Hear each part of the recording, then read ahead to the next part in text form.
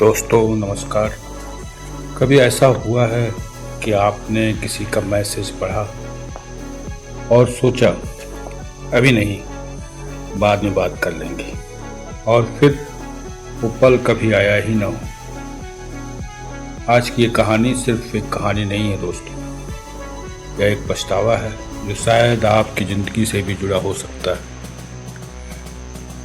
हमारी कहानी का शीर्षक है वो आखिरी मैसेज। मैं लेखक विजन कुमार पांडे। तो आइए कहानी शुरू करते हैं। यह एक छोटी कहानी है जिसे अंत तक आप जरूर देखिएगा। सुबह के 8 बजे थे। रीना जल्दी जल्दी तैयार हो रही थी। किचन से खुशबू आ रही थी क्योंकि माँ गरम गरम पराठे बना रही थी। ये रोज का माँ का काम था कि रीना के लिए नाश्ते बना करके देना। तभी आवाज़ आई, रीना बेटी नाश्ता कर लो, तेरी पसंद के आलू के पराठे बनाए।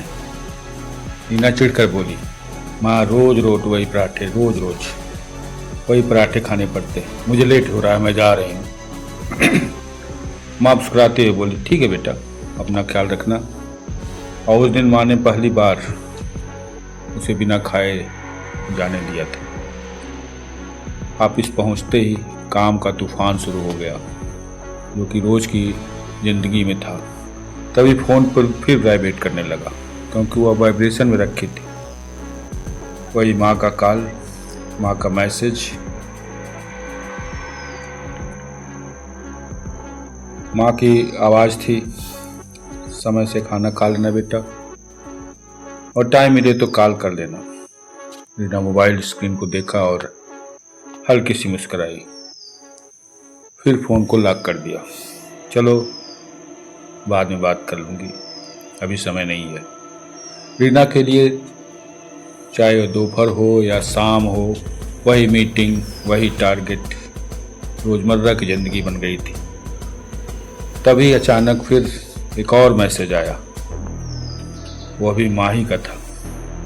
उसमें लिखा था, बेटा आज थोड़ा जल्दी आ जाना, तुमसे कुछ ज़रूरी बातें करनी है। रीना सोचने लगी, ऐसे कौन सी ज़रूरी बात है, चलो अच्छा घर जाकर के बात कर लूँगी।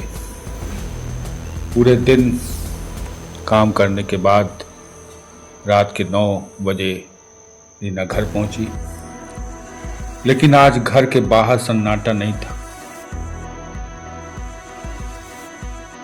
भीड़ थी। उसका दिल तेजी से धड़कने लगा।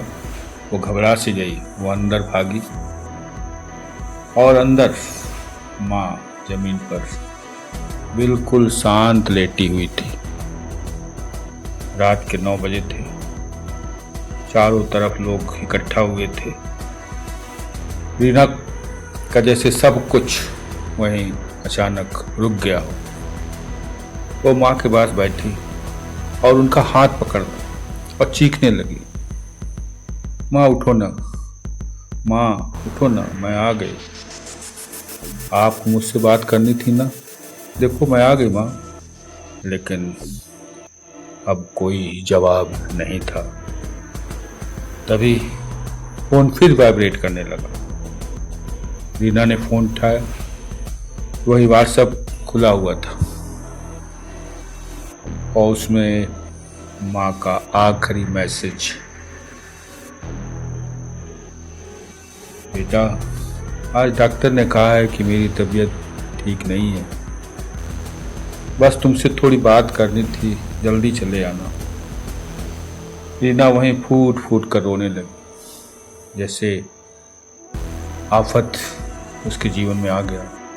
वह एकदम अकेली पड़ गई और अंदर से एकदम पूरी तरह से टूट गई।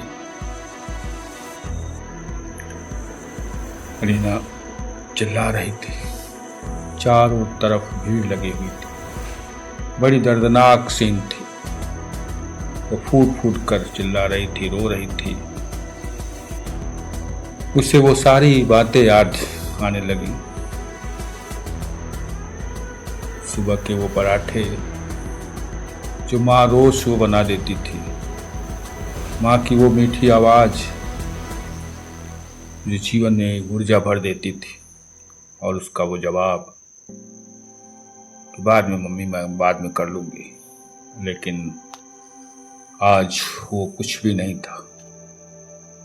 वो पल जो बाद में कभी आया ही नहीं, जो मैं बार बार रीना कहती थी कि बाद में मम्मी, बाद में, वो बाद तो बाद ही रह गया। इसीलिए तो कहता है आजकल, इसीलिए मैं दोस्त कहता हूँ कि कभी भी किसी अपने का मैसेज सीन करके मत छोड़ना। माँ की दुआओं का कोई वजन होता नहीं। माँ की दुआ अगर जिसको लग जाए तो वो जीवन में कभी असफल हो ही नहीं सकता। और माँ की खामोशी का कोई शोर नहीं होता, लेकिन वो दिल के अंदर तक तोड़ देती है। जब तक माँ बुलाती है तब तक घर घर लगता है। जिस दिन वो बोलना बंद कर देती है उस दिन सिर्फ दीवारें रह जाती हैं। वो दीवारें ही चिल्लाती हैं। क्योंकि दोस्तों, माँ तो माँ ही होती है। माँ की वो आवाज़ और वो मैसेज कभी मत भूलना। चाहे कितना ही बड़ा काम हो, लेकिन कभी भी अगर माँ का मैसेज आए या फ़ोन आए तो उसे तुरंत उठाना, क्योंकि ज़िंदगी में उससे बड़ा मैसेज कोई नहीं हो सकता। क्योंकि इस माँ के कारण ही हम इस संसार में आए हैं।